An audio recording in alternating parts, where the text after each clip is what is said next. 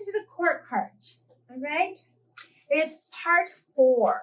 You know, who the fuck are these people and why are they in our tarot deck? There's kings, queens, knights, and pages. We talked about this. All right. The kings represent an adult person in charge, often literally a male boss, father. He's a badass motherfucker. Queens, this is another adult. The queen makes shit happen. She is the mother, the creator, the teacher, and she's all over badass. Hence the title queen. Again, but it's going to be an adult. Someone in charge. Ages are our children or immature adults. There are people who might be childlike, youthful. Sometimes they bring news and messages. They represent early developments. Finally, we have knights, and there's still a younger energy. You know, a person would say 20s, 30s, and someone less experienced than a king or a queen, but certainly someone who has more experience than a page. They're mobile. They have found out that they have a horse to take them places. Sometimes these knights come bringing gifts, and other times they bring reckless energy.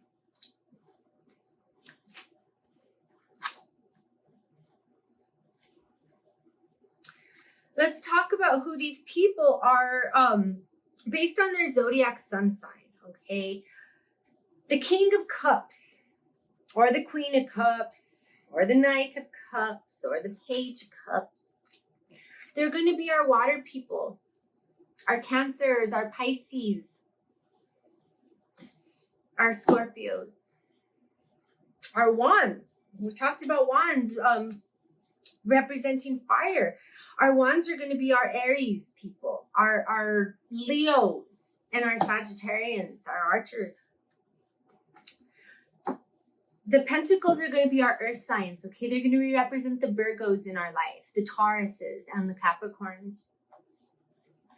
And finally, the air signs, the swords, us Libras, Geminis, and Aquarians. That might help break it down a little bit when you're trying to figure out who these people are in your tarot deck. Let's start back with the kings, all right? Our King of Pentacles is our breadwinner. He's successful. He represents a businessman, a high roller, the guy with the paycheck. He's financially stable. The King of Cups is he's caring, he's emotional, he's diplomatic, he can be moody, but he's also romantic and sensitive, creative. The King of Wands he's stable, he's action-oriented, he's charming, he's virile. Oh yeah. And he's in charge. He is in charge in more ways than one.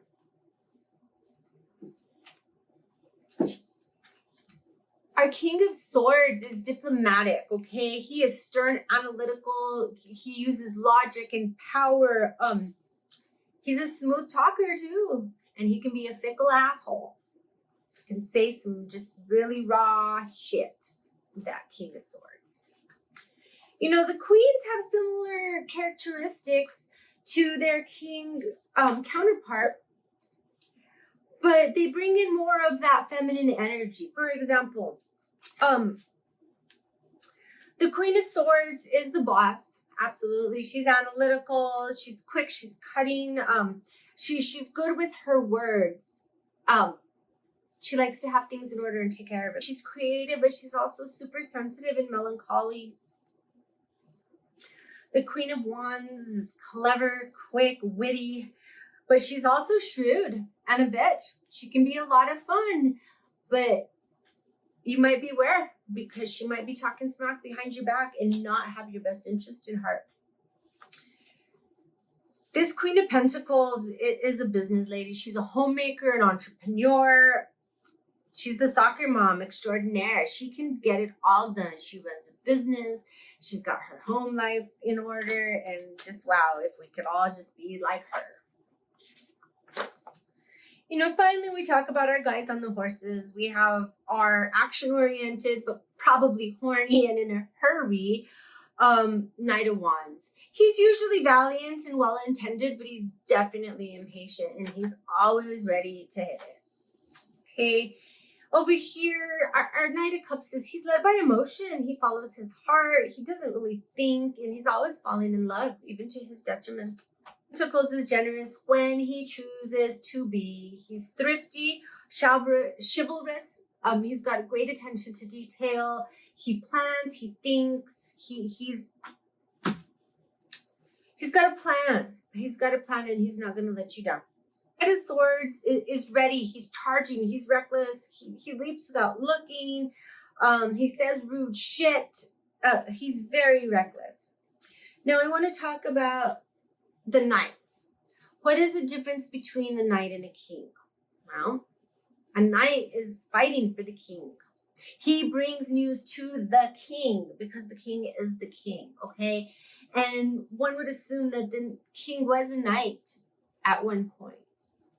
At least I would, since it's the tarot and we're moving through. Now, in a love reading, if you pull the king, you know, the likelihood of a lasting relationship is present. It's there.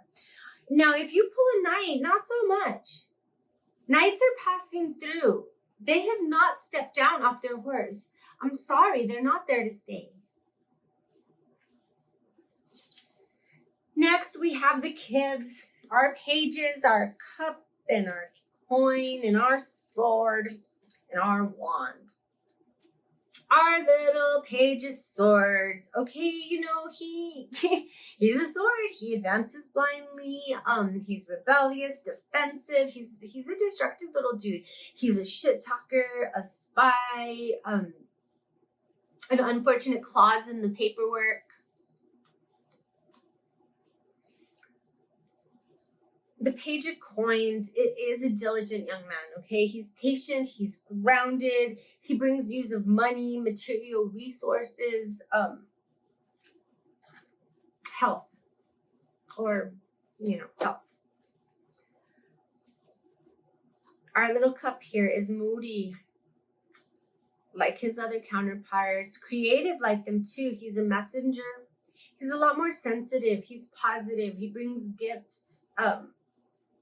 Although sometimes his cup is full of, you know, depression and sadness and melancholy. You know, think teenager. Think teenager, okay? Over here are ready and willing, eager, but very helpful and impatient wand, okay? He brings news, he brings movement, he brings action. He tells you to get off your ass and get something started.